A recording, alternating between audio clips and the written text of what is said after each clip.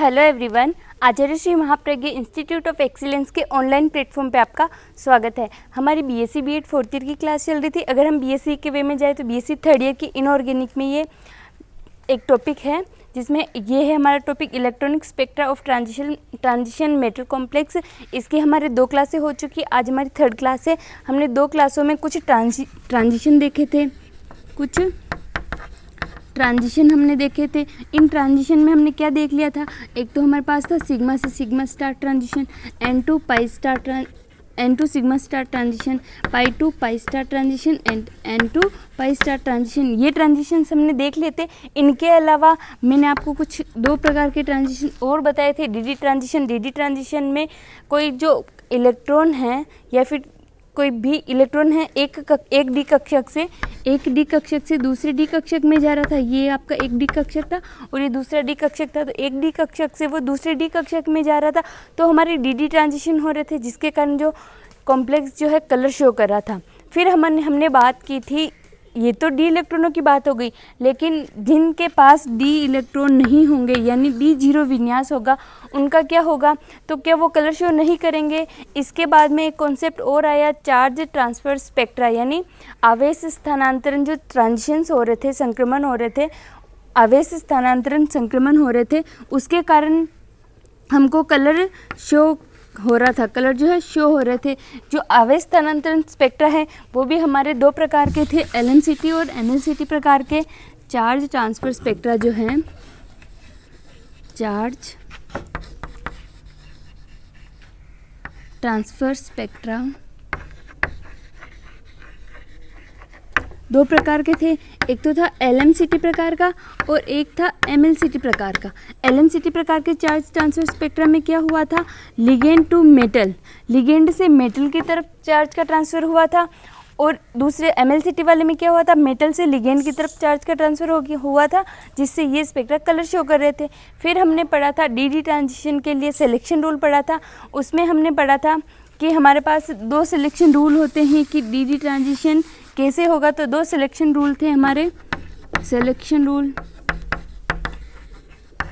एक तो था आपका Laporte selection rule, Laporte selection rule, and दूसरा था चक्रण चयन नियम, स्पिन सिलेक्शन रूल, जिसको हम बोलते हैं चक्रण चयन नियम या स्पिन सिलेक्शन रूल। ये 2 नियम आपने देखे थे। इसमें हमने सममिति के बेस पे जीरेड से अनजीरेड या फिर अनजीरेड से जीरेड, सममिति के बेस पे जो लेपोटे के रूल को फॉलो करेंगे वो अलाउ ट्रांजिशन होंगे, और जो लेपोटे को फॉलो नहीं करेंगे वो फॉरबिडन ट्रांजिशन होंगे। अब जो हमारे पास डी ट्रांजिशंस हो रहे थे, according to Laporte the transitions are forbidden. Laporte के अकॉर्डिंग डी ट्रांजिशन नहीं, वर्जित होने चाहिए। क्यों? क्योंकि यहाँ पे ये जो है ये जो है जीरेड से जीरेड में ही जा रहा है, मतलब हमको अनजीरेड से जीरेड या फिर जीरेड से अनजीरेड में जाना था, लेकिन आपको पता है ये जीरेड से जीरेड में जा रहा है, तो ये क्या हो जाएंगे, लेपोटे फॉरबिडन हो जाएंगे। तो फिर हमारे पास डी ट्रांजिशन प्राप्त कैसे होंगे, तो हमने एक इसका बताया था कि लेपोटे ने कुछ इसमें रूल में कुछ रिलैक्सेशन दिया। उसमें ये दिया कि जब कॉम्प्लेक्स बनाएंगे तो डी जो ऑर्बिटल है उनकी सममिति जो है थोड़ी विचलित हो जाती है, थोड़ी ब्रेक हो जाती है उनकी सममिति, जिससे क्या होता है कि ये जो ट्रांजिशन अलग हो जाते हैं। अब आगे आता है चक्रण चयन नियम। चक्रण चयन नियम में हमने ये बताया था, जो सिंगलेट अवस्था में है, जिनका जो स्पिन सिंगलेट है वो सिंगलेट में जाएगा, सिंगलेट टू सिंगलेट। जिनकी जो है स्पिन मल्टीप्लिसिटी सेम होगी वो ही ट्रांजिशन अलाउ होंगे, यानी सिंगलेट से सिंगलेट और डबलेट से डबलेट, ये हमारे पास अलाउ हो गया, डबलेट से डबलेट ये अलाउ हो गया। ये बात आ गई थी। अगर हम सिंगलेट से डबलेट में भेजे तो नहीं होगा। ये यहाँ तक हमारे पिछली क्लास की बात हो गई।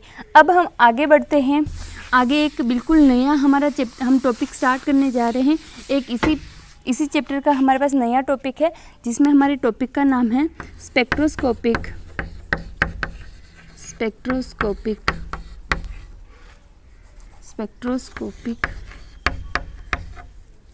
Ground state. Spectroscopic ground state. क्या होती है स्पेक्ट्रोस्कोपिक ग्राउंड स्टेट? तो हम देखते, आप देखिए एक कोई भी विन्यास ले लीजिए, आप कोई भी इलेक्ट्रॉनीय विन्यास ले लीजिए। जैसे आपने P2 विन्यास ले लिया, ये आपने कोई P2 विन्यास लिया है। अब आप देखोगे कि इस P2 विन्यास से संबंधित कितनी व्यवस्थाएं हो सकती है। यानी हम P अगर उपकोश की बात करें तो इसमें कितने ऑर्बिटल होते हैं? इसमें 3 ऑर्बिटल होते हैं, Px, Py और Pz। आपके पास 3 ऑर्बिटल है। हम इस P2 विन्यास को इन तीनों ऑर्बिटल में अलग अलग तरीके से अरेंज करेंगे। अलग अलग तरीके से अरेंज करेंगे तो हमारे पास बहुत सारे अरेंजमेंट प्राप्त होंगे। किस प्रकार हमें बहुत सारे अरेंजमेंट प्राप्त होंगे, ये आप देखिए। अगर मैं इसको अरेंज करूं,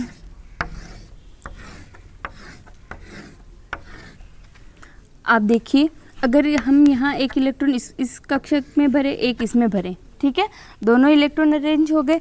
या फिर ऐसी व्यवस्था ना होकर इलेक्ट्रॉन यहाँ भरा जाए और एक इलेक्ट्रॉन यहाँ भरा जाए, ये भी व्यवस्था हो सकती है। या फिर इलेक्ट्रॉन कह दे हम यहाँ नहीं रहेंगे, एक इलेक्ट्रॉन यहाँ और एक इलेक्ट्रॉन यहाँ, 3 व्यवस्था तो ये हो गई। अब अपने पास क्या स्थिति और बन सकती है कि ये दोनों विपरीत हो जाए, विपरीत चक्रण इनका हो जाए, या फिर इन दोनों का विपरीत चक्रण हो जाए, या फिर इन दोनों का विपरीत चक्रण हो जाए। ये व्यवस्थाएं बन सकती है। इनके अलावा और क्या बन सकती है?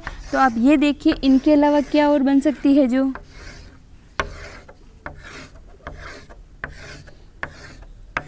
इनके अलावा क्या बन सकती है, ये देखिए, एक सीधा चक्रण हो गया इसका और इसका एक विपरीत चक्रण हो गया। सेम ये पोजीशन, इसको हम अगर देखें तो ये सीधा और ये विपरीत चक्रण। आप देखिए, इसको हम देखें तो ये सीधा और ये विपरीत चक्रण, ये तो हो गया। अब देखो, इसमें भी ये विपरीत चक्रण वाला हो सकता है, ये सीधे चक्रण वाला हो सकता है, तो ये विपरीत वाला, ये सीधा। इसको भी आप देखिए, ये नीचे ये ऊपर, इसमें भी आप देखिए ये नीचे और ये ऊपर। ये व्यवस्था है आप बना सकते हैं P कक्षक के लिए। आप इनके अलावा और क्या बना सकते हैं? इसके अलावा इसके पास 2 और हैं, 2 क्या, एक अरेंजमेंट और है, ये और बना सकता है। आप देखिए, या फिर तो ये ऐसे रहें, ऐसे भी तो ये रह सकते हैं इलेक्ट्रॉन, या फिर ये इसमें रहें, या फिर ये इसमें रहें, ठीक है। इतने प्रकार की व्यवस्था में P2 ये विन्यासित रह सकता है। आप इनको काउंट कर लीजिए कितने में रह सकता है। ये देखिए आप, 1 2 3 4 5 6 7 8 9 10 11 12 13 14 15। क्या कह रहा है कि ये जो है P कक्षक में जो 2 इलेक्ट्रॉन हैं, ये 15 टाइप्स ऑफ अरेंजमेंट में रह सकते हैं। मतलब 15 प्रकार के अरेंजमेंट ये कर सकते हैं। 15 प्रकार के अरेंजमेंट कर रहे हैं।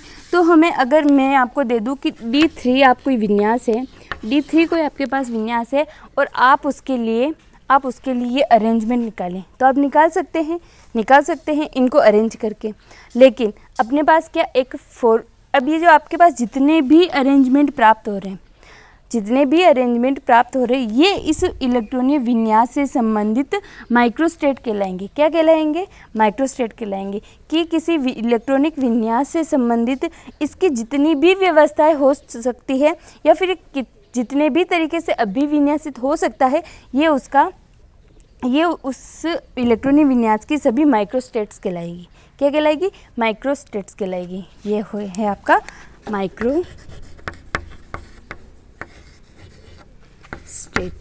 माइक्रोस्टेट कहलाएगी। माइक्रोस्टेट हो गया। अब है कि हम सभी के लिए एग्जाम में से बना के तो नहीं देखेंगे कि हमारे पास की P2 की कितनी व्यवस्थाएं होगी। इसके लिए क्या होता है? एक फॉर्मूला होता है। मैं आपको एक फॉर्मूला बताती हूँ कि हम कैसे किसी की माइक्रोस्टेट निकाल सकते हैं। ये आप देखिए, फॉर्मूला हमारा है माइक्रोस्टेट निकालने का। माइक्रोस्टेट इज इक्वल टू, आपके पास फॉर्मूला है n factorial n minus r factorial into r factorial. ये आपके पास फॉर्मूला है। n क्या हो जाएगा कि उस ऑर्बिटल की टोटल कैपेसिटी कितनी है। n क्या हो जाएगा कि उस ऑर्बिटल की टोटल कैपेसिटी कितनी है, और r क्या हो जाएगा कि उसके विन्यास में कितने इलेक्ट्रॉन प्रेजेंट है। अगर हम P2 के वे में बात करें, P2 के रिस्पेक्ट में बात करें, जैसे ये हो गया P। अब आपको पता है P उपकोश में 3 ऑर्बिटल होते हैं, 3 कक्षक हो गए, Px, Py पी जेड, इन सब में 2-2 इलेक्ट्रॉन रह सकते हैं। यानी टोटल जो ये पी कक्षक है इसकी कैपेसिटी कितनी है, 6 इलेक्ट्रॉन इसमें मैक्सिमम रह सकते हैं। अगर हम डी के लिए बात करें, डी कक्षक के लिए बात करें तो डी में कितने रह सकते हैं, डी में मैक्सिमम 10 इलेक्ट्रॉन रह सकते हैं। जब 10 डी की बात आएगी तो इसमें 10 इलेक्ट्रॉन रह सकते हैं, ये चीज़ें, ठीक है। और यहाँ पे आर क्या है कि आपके पास कितने, आर क्या है, आपके पास कितने जो है इलेक्ट्रॉन प्रेजेंट है, आपके पास 2 इलेक्ट्रॉन प्रेजेंट है, ठीक है। अब हम इसको P2 विन्यास के लिए अगर हम माइक्रोस्टेट निकालें तो कैसे निकालेंगे, आप देखिए n फैक्टोरियल आपके पास, यानी यहाँ पे ये आ जाएगा 6 आ जाएगा। 6 की मैक्सिमम कैपेसिटी p ऑर्बिटल की 6 है, ये आपने 6 फैक्टोरियल लिख दिया। यहाँ देखिए 6 माइनस r आपके लिए यहाँ पे 2 इलेक्ट्रॉन है तो आप 2 इलेक्ट्रॉन लिख लीजिए, ये आ गया इंटू 2 फैक्टोरियल। सोल्व करें इसको, जब हम इसको सोल्व करते हैं तो 6 का जब फैक्टोरियल खोलेंगे तो 6 into 5 into 4 into 3 into 2 into 1, ये आपका आ जाएगा। अगर हम इसकी बात करें तो ये 4 हो जाएगा, 4 फैक्टोरियल तो 4 इंटू 3 इंटू 2 इंटू 1 हो जाएगा। और यहाँ हम 2 फैक्टोरियल की बात करें तो 2 इंटू 1 हो जाएगा। ये 4 3 2 1 से 4 3 2 1 कट गया, 4 1 जा 4 4 3 जा 6, ये 5 3 जा 15। ये इसका मतलब आपके पास माइक्रोस्टेट जो हमने P2 विन्यास के लिए इतने अरेंजमेंट किए थे यानी माइक्रोस्टेट आई थी हमारी, तो P2 विन्यास के लिए हमारी कितनी माइक्रोस्टेट आ जाएगी, हमारे पास 15 माइक्रोस्टेट आ जाएगी। हम इस प्रकार फॉर्मूले से निकाल सकते हैं। आप इसी प्रकार आप D3 के लिए निकाल के देखना, आप D3 के विन्यास अरेंज करना पहले, और फिर आप किस तरह से आप कितने प्रकार के आप विन्यास बना सकते हो आप बना के देखना, फिर आप फॉर्मूले से निकालना कि एक्चुअल में आपकी के इतने अरेंजमेंट आ रहे हैं, ठीक है। ये चीज़ आती है, माइक्रोस्टेट हो गया। अब देखो आपके पास जो है बहुत से माइक्रोस्टेट प्राप्त हो रहे हैं, बहुत से माइक्रोस्टेट प्राप्त हो रहे हैं। इस हम किस माइक्रोस्टेट को हम अपनी स्टडी के लिए काम में लेंगे, किस माइक्रोस्टेट को हम अपनी स्टडी के लिए काम में लेंगे, तो हम एक टर्म और आती है ग्राउंड स्टेट निकालते। अभी मैंने आपको लिखा था स्पेक्ट्रोस्कोपिक ग्राउंड स्टेट, तो हम ग्राउंड स्टेट भी निकालते हैं। और ये ग्राउंड स्टेट निकालने के लिए हमारे पास कुछ रूल्स फॉलो करने पड़ते हैं, उसको हम देखेंगे। देखो हमारे पास क्या था, इलेक्ट्रॉन थे। जब हम बॉन्ड बनाते हैं, जब बॉन्ड बनाते हैं तो क्या होता है, जो ये इलेक्ट्रॉन जो है, इलेक्ट्रॉन आपको पता है इलेक्ट्रॉन क्या करते हैं, इलेक्ट्रॉन एक तो स्पिन करते हैं, क्या करते हैं, स्पिन करते हैं। और एक इलेक्ट्रॉन क्या करते हैं, पूरी कक्षा के चक्कर लगाते हैं, पूरी कक्षा के चक्कर लगाते हैं। अगर मैं इन दोनों चीज़ों को आपस में रिलेट करूं, यानी इलेक्ट्रॉन जो है साथ में स्पिन भी कर रहा है और पूरी कक्षा की ये चक्कर भी लगा रहा है। इसको साइड में रख के एक चीज़ आपको मैं पहले बताती हूँ कि हमारे पास में 4 प्रकार की क्वांटम संख्या होती है। क्वांटम संख्या 4 प्रकार की क्वांटम संख्या होती है। पहली होती है मुख्य क्वांटम संख्या, मुख्य क्वांटम संख्या जो हमारे कक्ष को बताती है। दूसरी हमारे होती है द्विगंशी क्वांटम संख्या या एजीमुथल क्वांटम नंबर, द्विगंशी क्वांटम नंबर संख्या। तीसरी हमारे पास होती है चुंबकीय क्वांटम संख्या, चुंबकीय क्वांटम संख्या। और चौथी हमारे पास होती है चक्रण क्वांटम संख्या, चक्रण क्वांटम संख्या। ये आपके पास 4 क्वांटम नंबर होते हैं। मुख्य क्वांटम संख्या कक्ष को बताती है, कोश की स्थिति को बताती है। द्विगंशी क्वांटम संख्या आपकी उपकोश की स्थिति को बताती है। चुंबकीय क्वांटम संख्या आपकी कक्षक को बताती है। और जो चक्रण है जो आपके इलेक्ट्रॉन की स्पिन को बताती है कि वो +½ होगा या -½ होगा। ये आपको बेसिक जानकारी है। क्या होता है कि जब इलेक्ट्रॉन स्पिन करता है, जैसे एक इलेक्ट्रॉन है वो स्पिन कर रहा है और वो सर्कल में भी घूम रहा है, कोई प्रॉब्लम नहीं। जैसे जैसे एटम में इलेक्ट्रॉन जो है बढ़ते जाएंगे, इलेक्ट्रॉन बढ़ रहे हैं मतलब बहुत सारे इलेक्ट्रॉन अपने एक्सिस पे स्पिन कर रहे हैं और वो ही चक्रण भी कर रहे हैं, कक्षा में भी चक्र लगा रहे हैं और स्पिन भी कर रहे हैं। तो क्या होगा कि इनका जो एक दूसरे जो 2 इलेक्ट्रॉन हैं उनका क्या होगा, स्पिन और स्पिन दोनों मिलकर, स्पिन के कारण आपको पता है स्पिन के कारण जो है चक्रण अगर कोई इलेक्ट्रॉन स्पिन कर रहा है तो उसका चक्रण कोणीय संवेग उत्पन्न होता है, चक्रण कोणीय संवेग उत्पन्न होता है। और अगर कोई इलेक्ट्रॉन कक्षा में चक्कर लगा रहा है, कक्षा में चक्कर लगा रहा है तो उसका कक्षकीय कोणीय संवेग,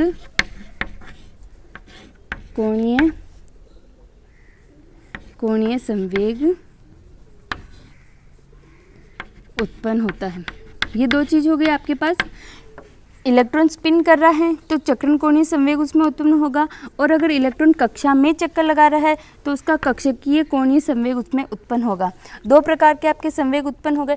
जैसे ही एटम में इलेक्ट्रॉनों की संख्या बढ़ रही है, इलेक्ट्रॉनों की संख्या बढ़ रही है तो क्या होगा, ये जो एक इलेक्ट्रॉन का स्पिन है वो दूसरे इलेक्ट्रॉन के स्पिन से क्या हो जाएगा, कपल हो जाएगा। या फिर ये जो स्पिन आपका है चक्रण कोणीय संवेग है, ये कक्षकीय कोणीय संवेग से भी तो कपलिंग कर सकता है, यानी हमारे पास कपलिंग उत्पन्न हो जाएगी। यानी इलेक्ट्रॉन के जो ये दो संवेग उत्पन्न हो रहे हैं, चक्रण कोणीय संवेग और कक्षकीय कोणीय संवेग, इन दोनों से हम इसमें कपलिंग उत्पन्न हो जाएगी, और कपलिंग से जो है इसका जो कुछ वैल्यू आएगी। अब हम देखते हैं कि इसमें कितने प्रकार की कपलिंग हो सकती है। एक तो आपके पास ये आ रहा है कि इलेक्ट्रॉन का जो स्पिन है वो दूसरे इलेक्ट्रॉन के स्पिन से कपलिंग कर दे, एक इलेक्ट्रॉन का स्पिन है जो दूसरे इलेक्ट्रॉन के स्पिन से कपलिंग कर दे, यानी इसको हम एसएस कपलिंग कह दें, स्पिन स्पिन कपलिंग। एक इलेक्ट्रॉन की स्पिन और दूसरे इलेक्ट्रॉन के स्पिन से एसएस कपलिंग हम इसको कह देते हैं। अब हम दूसरे स्पिन की बात करें, दूसरे स्पिन की बात करें कि कक्षकीय कोणीय संवेग, इसका जो एल है, इसका जो एल है इसके एल से कपलिंग कर लें, यानी इस एल प्लस एल की कपलिंग, एल प्लस एल की कपलिंग भी हो सकती है, यानी एल एल कपलिंग भी अपने पास हो सकती है। ये एल एल कपलिंग हो गई, एल एल कपलिंग हो गई। अब क्या होगा, तीसरा है कि एल और एस, एल और एस दोनों मिलकर कपलिंग कर ले तो इसको एल एस कपलिंग अपन बोल देंगे। तीन प्रकार की कपलिंग अपने उत्पन्न हो रही है, S S coupling, L L coupling और एल एस कपलिंग। ठीक है, तीन प्रकार की कपलिंग है। हम पहला पढ़ेंगे एस एस कपलिंग।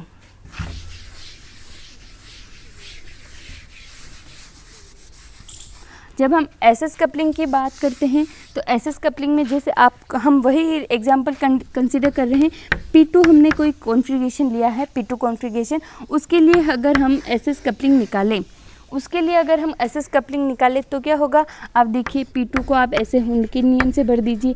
आपने हुंड के नियम से भर दिया इसको, P2 विन्यास को।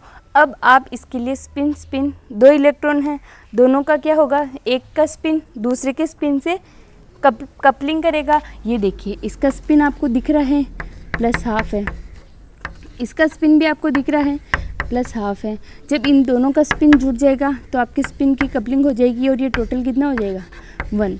क्या हो जाएगा, 1। स्पिन और स्पिन ने कपलिंग कर ली और एस की वैल्यू क्या आ गई, 1 आ गई। ये बात ठीक है। स्पिन एक जो है इलेक्ट्रॉन का चक्रण दूसरे इलेक्ट्रॉन के चक्रण के साथ कपलिंग कर रहा है, जिससे अपने को ये स्पिन स्पिन कपलिंग प्राप्त हो रही है, यानी स्पिन स्पिन का युग्मन प्राप्त हो रहा है। अगर हम एक एग्जांपल और देखें, मैं आपको यहाँ D3 विन्यास के लिए अगर बताऊँ, D3 विन्यास के लिए आपको पता है, अगर हम हुंड के नियम के अनुसार इलेक्ट्रॉन भरेंगे 1 2 3, ये 3 इलेक्ट्रॉन अपन ने भर दिए, तो इसके लिए आप देखो हाफ मान होगा, इसके लिए भी हाफ मान होगा और इसके लिए भी प्लस हाफ, तीनों के लिए प्लस हाफ मान होगा, प्लस हाफ मान हो गया।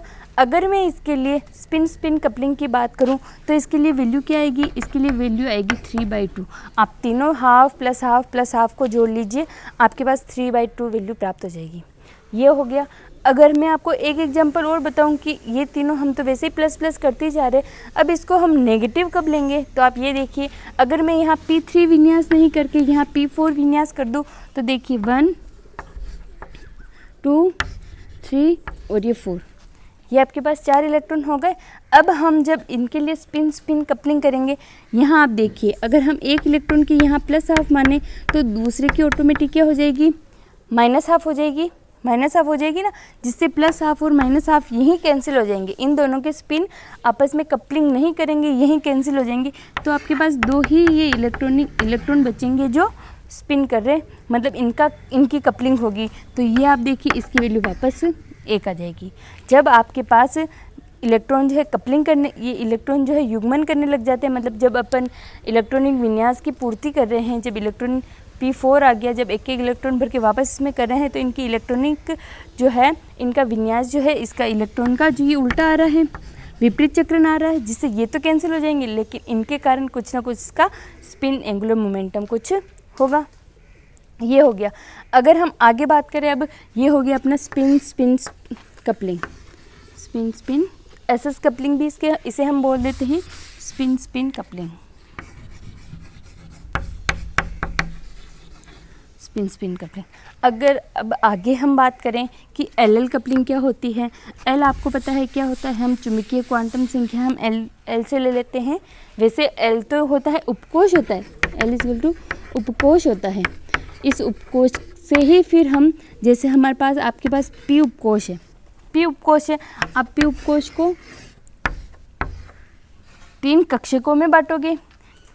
इसके लिए जो मान होगा इसका कक्षक का +1 0 और चुंबकीय क्वांटम संख्या का इसके लिए मान क्या होगा, +1 0 और -1, यही मान होगा। अगर हम डी के रेस्पेक्ट में बात करें, डी के रेस्पेक्ट में बात करें तो +2 +1 0 -1 ये -2, ये मान होगा, ये मान होगा। तो हम इसके लिए एल कपलिंग की बात करेंगे तो एल कपलिंग में आपको ये कक्षक की जो ये आपका है चुंबकीय क्वांटम संख्या है, इसको देखना है। अब देखिए वापस हम उसी P2 विन्यास वाले को लाते हैं। ये आपका P2 विन्यास है। P2 विन्यास के लिए अब हम क्या करेंगे, ये 1 ये 2 आपके इलेक्ट्रॉन है। अगर आपको बोले कि इन दोनों के एल को कपल करवाइए, ये आपकी एल कपलिंग करवानी है, मतलब इसके लिए तो आपके पास क्या प्राप्त हो रहा है, 1 प्लस इसके लिए आपके पास क्या चुंबकीय इसकी क्वांटम संख्या है, 0 है, ये 1 + 0 = 1। इसके लिए एल की वैल्यू क्या आ गई, 1 आ गई, एल = 1 आ गई ना। अब आप इसके लिए देखिए, अगर मैं आपके पास यहाँ पे D3 विन्यास लिख देती हूँ, D3 विन्यास लिख देती हूँ, ये 1 2 3 1 2 3 3 इलेक्ट्रॉन हो गए, जिसमें देखिए आप 1 वाले के लिए इसकी वैल्यू +2 है, दूसरे वाले के लिए +1 है और तीसरे वाले के लिए 0 है। तो यहाँ पे टोटल वैल्यू कितनी आ जाएगी, 3 + 0 यानी टोटल 3 आ गई। 2 + 1 3 आ गई, ये आपके पास 3 आ गई, यानी इसके लिए एल की वैल्यू क्या हो जाएगी, 3 हो जाएगी। ये चीज़ आ गई। अगर मैं एक और बात करूं कि अगर मैं यहाँ पे P4 विन्यास की बात करूं, जहाँ हम P2 की बात कर रहे हैं वहाँ मैं P4 की बात करूं, तो P4 आपको पता है 1 2 3 और ये 4, 4 इलेक्ट्रॉन आपने इसमें भर दिए, 4 इलेक्ट्रॉन आपने इसमें भर दिए। अब इसके लिए आप एल का मान निकालिए। ये देखिए +½ एक इलेक्ट्रॉन का है, दूसरे इलेक्ट्रॉन का भी क्या होगा, +½ 2 बार +1 एक इलेक्ट्रॉन के लिए है, तो दूसरे इलेक्ट्रॉन के लिए भी क्या हो जाएगा, +1 ही हो जाएगा। ये आपका यानी +2, तो आपका यहाँ प्राप्त हो गया, 2 प्राप्त हो गया। अगर हम देखें इसमें है 0 का कोई मतलब नहीं है। अगर मैं यहाँ बात करूँ तो इसका एक -1 भी आ रहा है, यानी +2 -1 करना पड़ेगा, यानी आपके पास एक एग्जैक्ट तो एक ही प्राप्त हो रहा है। इसकी एल कपलिंग के कारण जिसकी एल की वैल्यू आ रही है वो एक ही आ रही है, ये एक आ गई। अब ये हो गया आपके पास एल कपलिंग, ठीक है। एसएस कपलिंग कंप्लीट है, एल कपलिंग भी कंप्लीट है। अब तीसरा आपके आता है एलएस कपलिंग। एलएस कपलिंग की हम बात करते हैं।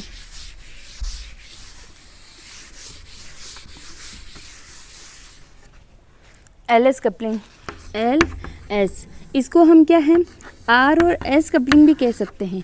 आर क्यों, एलएस कपलिंग तो हम इसलिए इसको कह रहे हैं कि एल जो है हमारे पास चुंबकीय कक्षीय कोणीय संवेग उत्पन्न हो रहा था और इसका चक्रण कोणीय संवेग उत्पन्न हो रहा था। ये चीज़ें तो दोनों मिलकर एक दे रहे थे, क्या साथ में दोनों मिलकर एक दूसरे के ऊपर कपलिंग, उसके कारण कपलिंग हो रही थी। अब इसमें क्या होगा, ये आर एस, इसको आर एस क्यों नाम दिया कि 2 वैज्ञानिक थे, रुसेल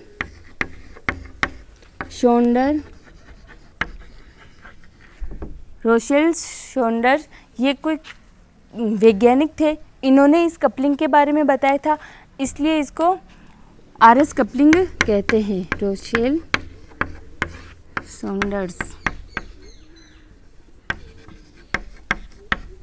ये इसका पूरा नाम है, ठीक है, हिंदी में इसका ये नाम था। तो इन वैज्ञानिकों ने इस कपलिंग के बारे में बताया था, इसलिए इसको एलएस कपलिंग कहते हैं। एलएस कपलिंग कैसे होगी, आप ये देखिए, जब एलएस कपलिंग करवाते हैं तो क्या होगा, आपको पहले सबके स्पिन को जोड़ लेना है। S1 जो S2 S3 जो भी आपका स्पिन आ रहा है, आप पहले क्या करिए, जो चक्रण कोणीय संवेग आपका जितना भी आ रहा है आप उसको जोड़ लीजिए। आपने जोड़ लिया, टोटल कर दिया, फिर आप कीजिए आपका जितना भी L आ रहा है आप उसको कर लीजिए L, ये टोटल आ गया, कैपिटल L लिख दीजिए, L टोटल आ गया, ये टोटल आ गया। S रिजल्ट किसका है, स्पिन एंगुलर मोमेंटम यानी चक्रण कोणीय संवेग का रिजल्ट है, कैपिटल S। अगर हम L की बात करें, कक्षकीय यानी कक्षकीय कोणीय संवेग, ये हमारे प्राप्त हो गया, ये हमें रिजल्ट में कैपिटल L प्राप्त हो गया। जब हम इन दोनों को जोड़ देंगे तो हमारे पास ये देखो, ये चक्रण वाला था और ये कक्षकीय कोणीय संवेग था। जब इन दोनों को जोड़ेंगे हम तो हमारे पास क्या प्राप्त होना चाहिए, स्पिन ऑर्बिटल कक्षकीय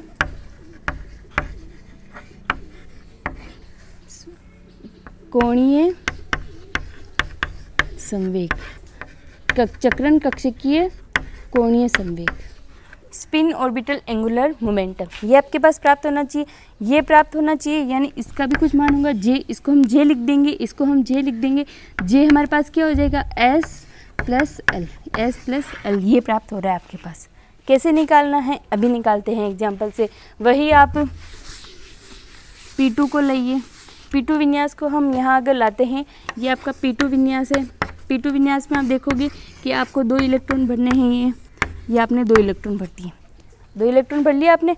अब क्या होता है, 2 इलेक्ट्रॉन भरने के बाद आपको S और L निकालना है। सबसे पहले आप S निकालिए, इसका हाफ हो जाएगा, इसका भी हाफ हो जाएगा, यानी S की वैल्यू आपके पास कितनी आ गई, 1 आ गई। अगर अब आपको L की वैल्यू निकालने के लिए कहा जाए, L की वैल्यू आपको पता है, इसके लिए +1 0, ये -1, यानी ये भी +1 आ गया, ये भी 1 आ गया। तो आपके लिए J की जो वैल्यू है, J की जो वैल्यू है क्या प्राप्त होगी, L प्लस S या फिर S प्लस L जो भी है, 1 + 1 = J की वैल्यू क्या आ गई, 2। यानी LS कपलिंग के कारण हमारे पास जो यहाँ वैल्यू प्राप्त हो रही है, J की वैल्यू प्राप्त हो रही है, चक्रण कक्षीय कोणीय संवेग जो प्राप्त हो रहा है 2 प्राप्त हो रहा है। ठीक है, 3 प्रकार की कपलिंग हो गई, SS कपलिंग, LL कपलिंग और LS कपलिंग। 3 हमारी कपलिंग हो गई, जिसमें हमने तीनों की हमने कपलिंग करा दी। इनके आधार पर ही हम आगे कुछ हमको टर्म निकालनी है, कुछ सिंबल्स निकालने हैं, वो निकालेंगे। आज के लिए इतना ही, थैंक यू।